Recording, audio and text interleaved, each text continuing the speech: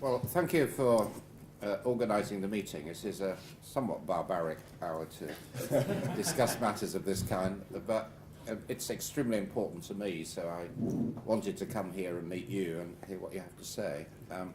I think I preface my remarks by saying that the whole skills training and FE agenda is one of the key parts of my department, but is probably the least glamorous but most important. I mean, if I say anything controversial about universities or science, the newspapers will be flooded the following day with indignant professors. But if we say something about skills or the future of FE colleges, there will be a deafening silence. And that's worrying in a way, because actually what happens in the skills sector matters more in the long term for what happens in this country. I mean, on several levels. First of all, if we're going to try to get the economy growing again on a sustainable basis, we need plenty of companies coming here, establishing business, coming from abroad, and all the surveys that my department has done suggest that probably the biggest constraint on inward investment is scepticism about skill levels in the UK. It matters too because there's a very close link between what we do in relation to higher education and universities and what happens to the other 60% of the population. And one of the things I'm determined to achieve is to blur the boundaries between the two. At the moment we have, it's a bit like the Indian caste system. You know, you're a Brahmin and you go off to college for 3 years and get a degree, or you're one of the lower castes and you go into vocational training, and that's a completely unnecessary and damaging division within our own society, because many of the things which are acquired through vocational skills are as or more valuable than those that are acquired in higher education, and we need to get rid of that stupid overlap. And we tried to make, in my department, a move in that direction when I first took over. We had to make a big hit in terms of cuts. We took about 800 million out of the department. Some of it was waste and quangocracy, but some of it was real.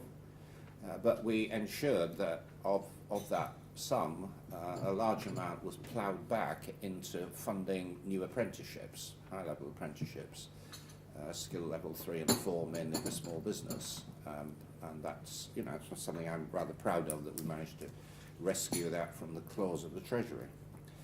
We are going to be going into a very difficult spending review. Obviously I can't tell you the outcome. I hope you'll be reassured that I've made it absolutely clear that there is a red line around training and related FE matters. I mean, there will have to be difficult decisions, but we're not going to make this a sacrificial offering just to make the numbers add up. That would be absolute vandalism. We're not going to go down that road. And I've checked back on the numbers. What has happened in recent years is that there's been a very substantial real expansion in higher education and in science. But even in the years when money was being sloshed around on everything, the FE budget, which is not exclusively about skills, but very substantially, the budget was actually frozen in real terms. In many sectors it declined. So we mustn't allow that rather dangerous and damaging trend to persist. But the specific question you pose is one about charging. I have accepted, and having talked both to people in the education sector and in business, that we are going to have to reform the system of payment for training, skill training. The current feeling, and I'd like your feedback from this, is that it would be sensible and realistic to think about charging at skill level 3, currently provided free in most of the FE colleges. Even that, we're running risks with that, because the surveys we've done suggest you get a 30% deterrent effect with serious cost-based charging. But we could move in that direction and give potential beneficiaries of skill level 3 training access to student loans on the same basis as university students. That's one model that certainly we're looking at. I'm not saying we concluded, and that would certainly help maintain a flow of cash into the sector and provide a new model of delivery. The controversy is whether you go below that. Currently, certainly our view is that if you brought in charging at skill level 2, you deter a lot of people who desperately need training, that the costs would outweigh the benefit, but there are people in government who think that we should go down to skill level 2, and I'd be grateful for your feedback on that.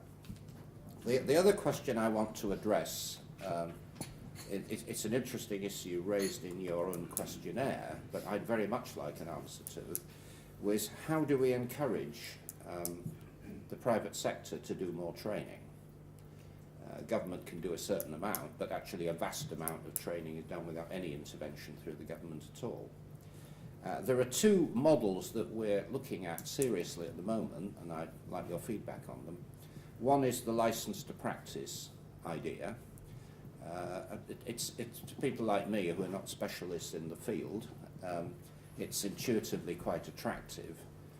My father, who made his way through vocational training and became eventually a FE lecturer in building science, started life as a craftsman.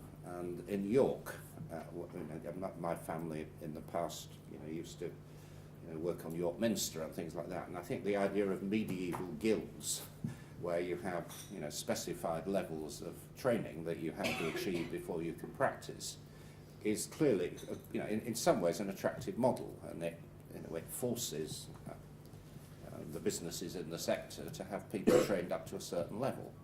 But you would read, if we did that, of course you would achieve objections that this is a restrictive practice. And the question is whether glaziers and plasterers and little bricklayers and electricians should indeed be treated like doctors and lawyers, of course, who have to have a license to practice. So the question is that a viable model? Is it right? Could it be made to work?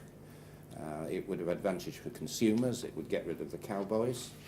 It would certainly push up skill levels, but it would be restrictive. So that's a question for you. The other model we're looking at is the levy model. You described it here as industrial levies. That used to be much more common than it is now. I think we still have a reasonably successful model in the construction sector. There are some construction companies hate it, but it does work.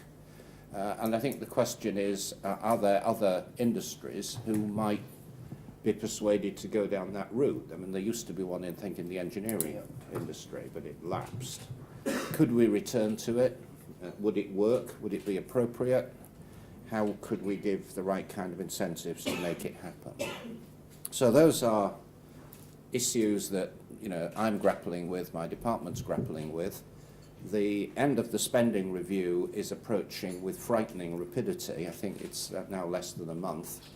And we have to have answers to these questions before that date, at least on the preliminary form. So anything you can do to help clarify our thinking on the charging issue and on alternatives would be very gratefully appreciated. Thank you.